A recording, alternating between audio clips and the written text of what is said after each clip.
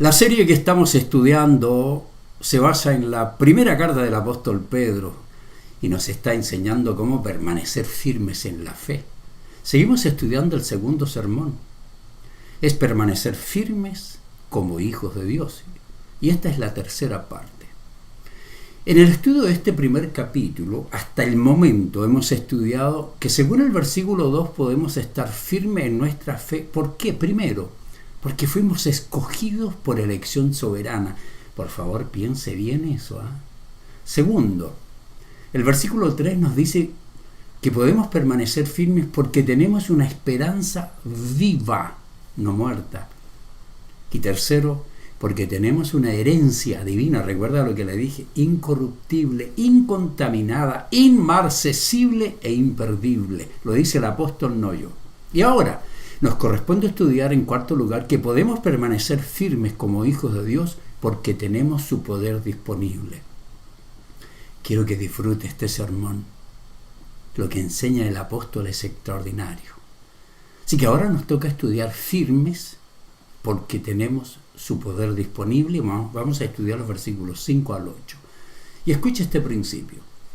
Debido a que tenemos fe en nuestro Dios soberano, tenemos asegurada nuestra salvación que será revelada totalmente en el día final, y hasta ese momento Dios nos protege con su poder soberano. Pablo escribe en el versículo 5 lo siguiente: que sois guardados por el poder de Dios mediante la fe para alcanzar la salvación que está preparada para ser manifestada en el tiempo final, es decir, la salvación total. Ya somos salvos. Los hijos genuinos de Dios tenemos fe en nuestro Dios y estamos convencidos que Él cumple con sus promesas, y es nuestro Dios quien nos protege con su poder, dice, hasta que partamos de este mundo y tengamos toda la salvación, la cual nos tiene lista y que Dios revelará en el día final, a fin, dice, de que todos sean testigos. ¡Qué tremendo! Podemos enfrentar el sufrimiento y permanecer firmes porque tenemos la protección divina. Su poder nos protege. No existe forma en que nosotros podamos perdernos en este proceso de sufrimiento. Estamos absolutamente seguros porque estamos divinamente protegidos. Le pasó esto al mismo Pedro. No podía perderse porque era un escogido, aunque falló terriblemente. Pedro estaba escribiendo a personas perseguidas que tenían muy pocas posesiones materiales y les comunica que hay protección para los hijos de Dios, que podemos regocijarnos porque tenemos esperanza vida, porque tenemos una herencia permanente y porque tenemos la protección divina. Ese poder de Dios nos entrega dos cosas. El poder de Dios primero, según el versículo 5, nos da salvación eterna. Escuche este principio. No podemos mantener la salvación, pues ya somos salvados. Y es el poder de Dios que nos guarda para que, siendo salvados, lleguemos hasta el final, cuando se manifieste la salvación total y la redención de todas las cosas. Note lo que dice el versículo 5. Guardados por el poder de Dios mediante la fe, para alcanzar la salvación que está preparada para ser manifestada en el tiempo postrero. ¿A qué se refiere? Nuestro mejor sistema de seguridad es el poder de Dios.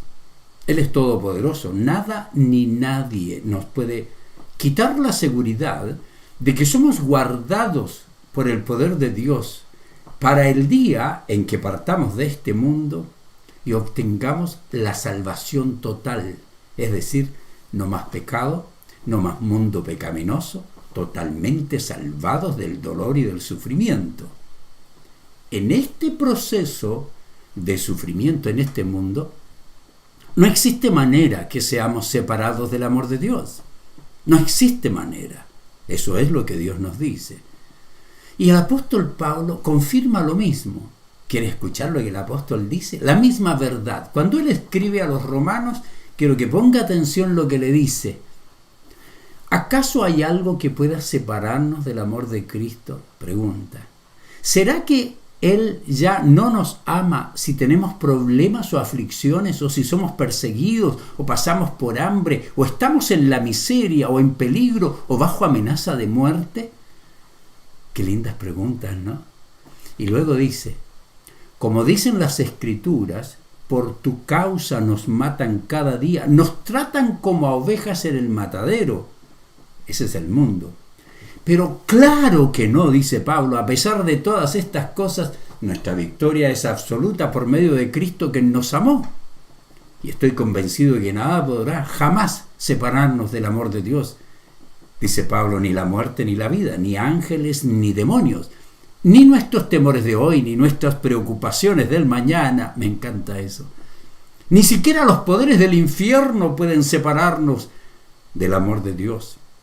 Ningún poder en las alturas ni en las profundidades, de hecho, nada en toda la creación podrá jamás separarnos del amor de Dios que está revelado en Cristo Jesús nuestro Señor.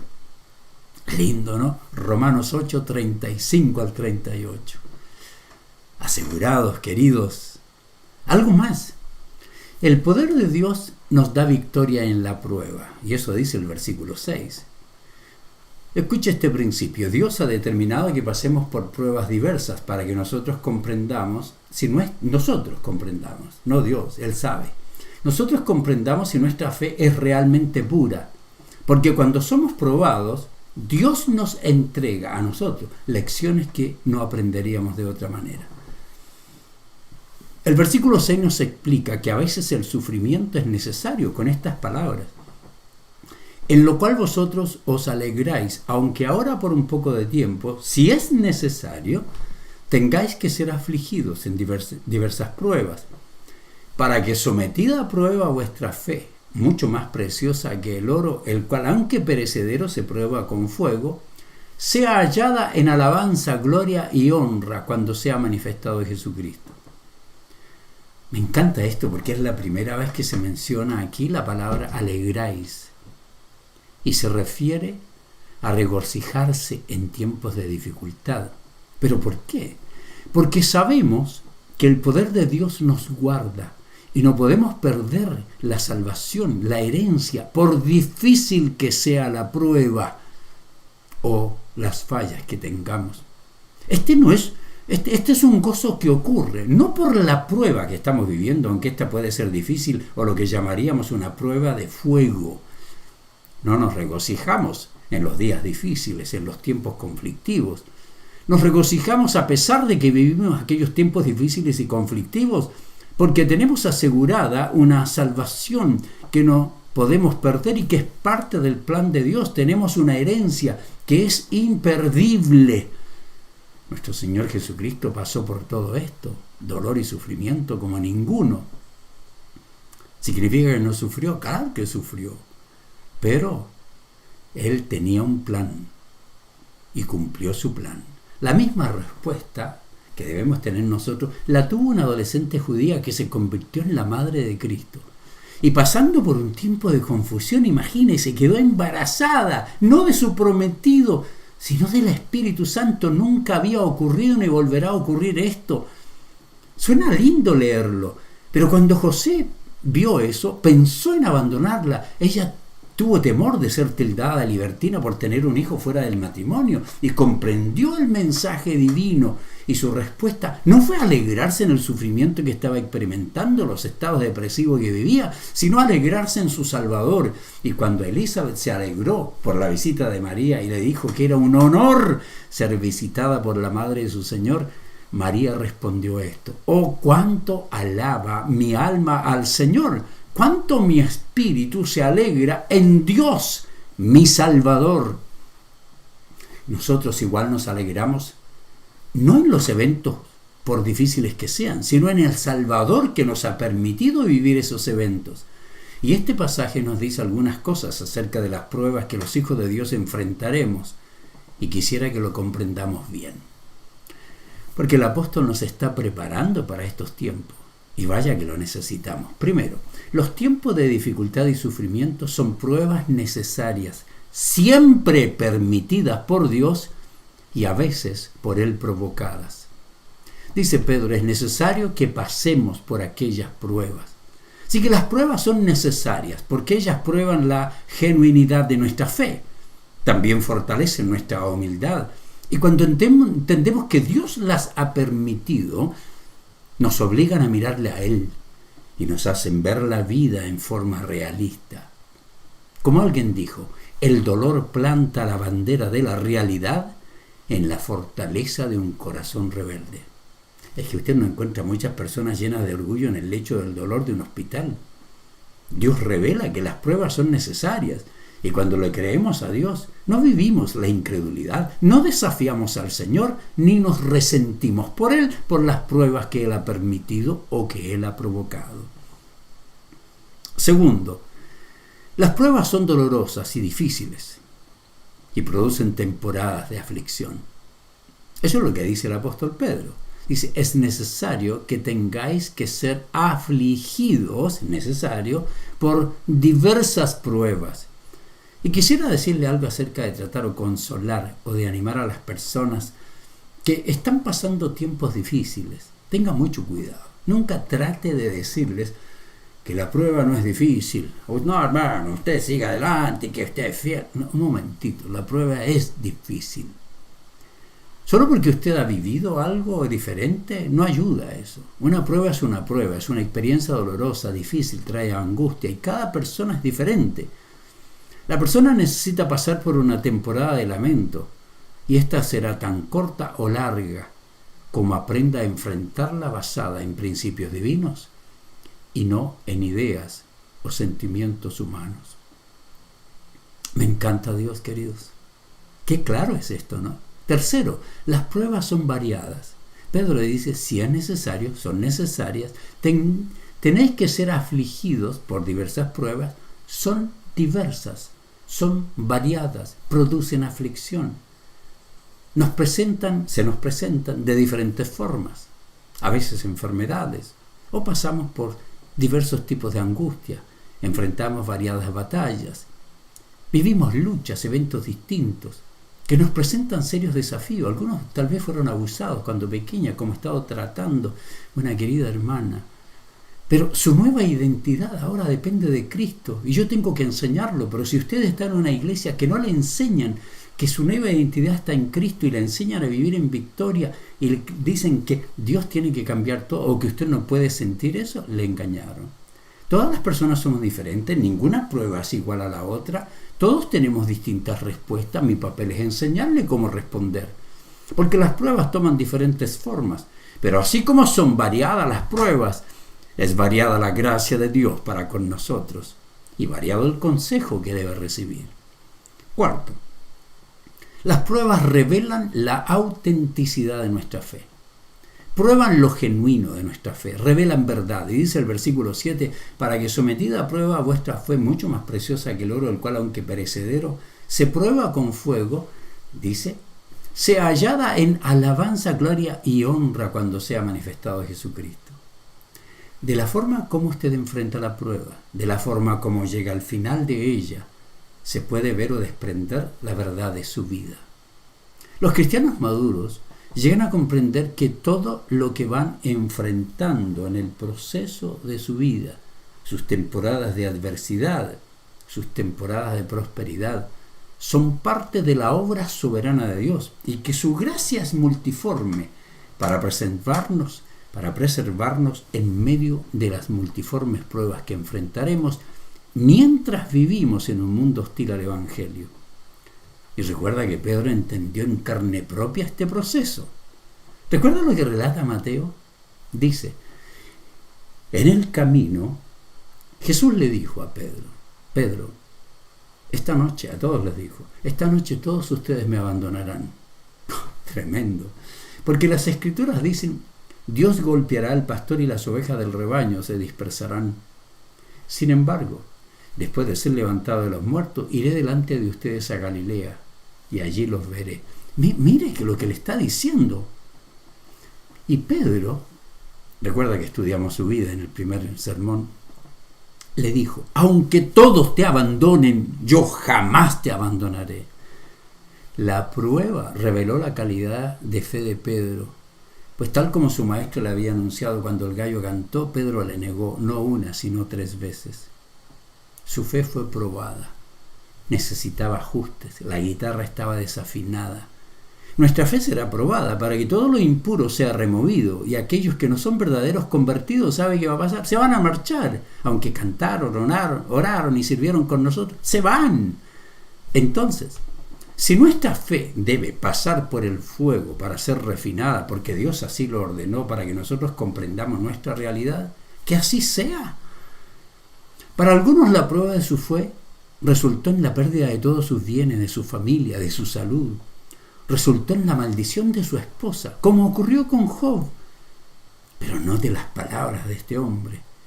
Sin embargo, él sabe, Dios, a dónde yo voy. Y cuando me ponga a prueba, saldré tan puro como el oro. ¿Por qué? O por esto.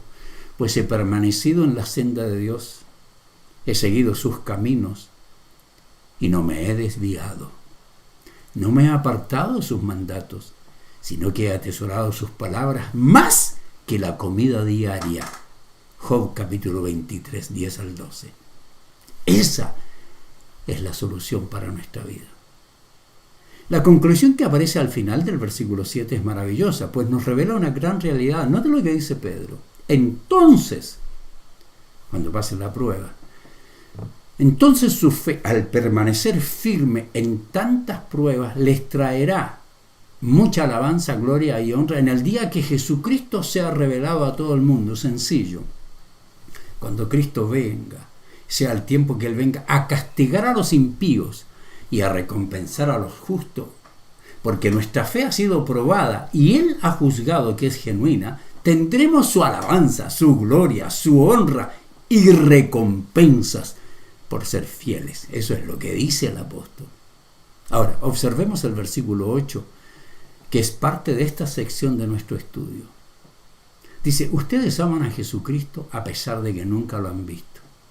Aunque ahora no lo ven, confían en Él y se gozan con una alegría gloriosa e indescriptible. Yo no sé si usted está entendiendo esto maravilloso, porque la fe que nos permite hacer lo que Pedro describe en este versículo, creerle aunque nunca lo hemos visto.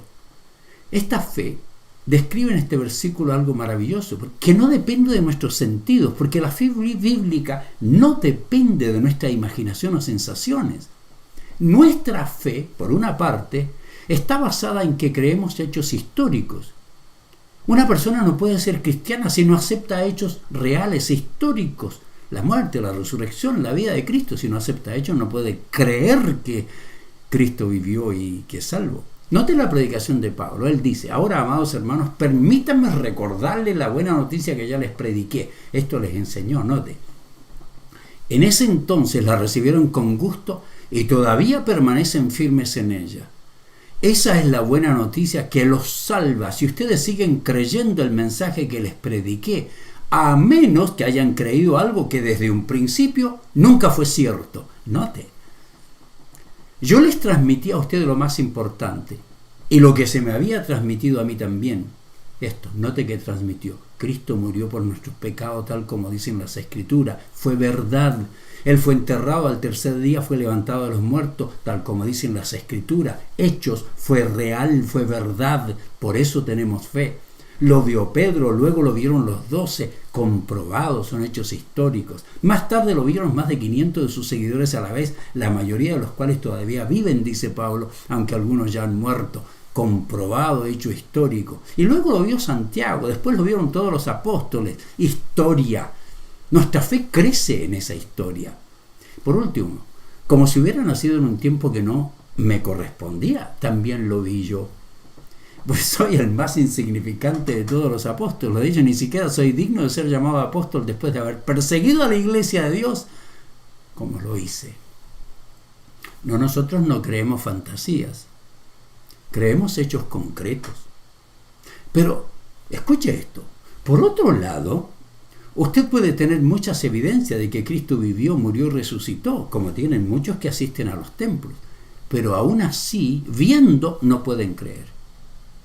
Les pasó a los discípulos. Después de todos los hechos que terminaron con la resurrección de Jesucristo, note lo que ocurría. Dice, entonces los 11 discípulos salieron hacia Galilea, se dirigieron al monte que Jesús les había indicado. ¿Recuerda las instrucciones que le dio? Cuando vieron a Jesús lo adoraron, pero algunos de ellos dudaban. Mateo 28, 16, 17. Es decir, que aunque tengamos toda la evidencia y cantemos y oremos y pensemos, la evidencia histórica no significa que tenemos toda la fe necesaria. Podemos ver lo que queramos y conocer la historia y aún así podemos dudar tanto o incluso más que antes. Porque la fe no solo tiene que ver con hechos, también depende de lo que Dios genera en nuestro corazón. Depende también la fe de la voluntad de Dios y por el poder de Dios y a través de la revelación y no a través de ninguno de los sentidos. O esto es lo que dice Pablo. Pero fue a nosotros a quienes Dios reveló esas cosas por medio de su Espíritu. ¿Se da cuenta? Sí, hay un elemento histórico, evidencia, pero también el Espíritu. Pues su Espíritu investiga todo a fondo y nos muestra los secretos profundos de Dios. Nadie puede conocer los pensamientos de una persona excepto el propio Espíritu de esa persona. Y nadie puede conocer los pensamientos de Dios excepto el propio Espíritu de Dios. Y nosotros hemos recibido el Espíritu de Dios, no el Espíritu del mundo. De manera que podemos conocer las cosas maravillosas que Dios nos ha regalado. ¡Qué tremendo! Me encanta esto, queridos. 1 Corintios 2, 11 y 12. ¿Cómo puedo concluir con estas palabras? Debido a que la obra de salvación y la protección de sus hijos depende totalmente del Dios que nunca ha mentido y es todopoderoso y soberano y nunca ha fallado, los hijos de Dios podemos tener la total seguridad que nada ni nadie, ni siquiera nosotros, podemos impedir que vivamos con Cristo eternamente como lo que somos, hijos amados y salvados. Solo una pregunta: ¿es usted un hijo genuinamente salvado o recién está conociendo al Señor? Si recién lo está conociendo, me encanta que sea parte de esta congregación.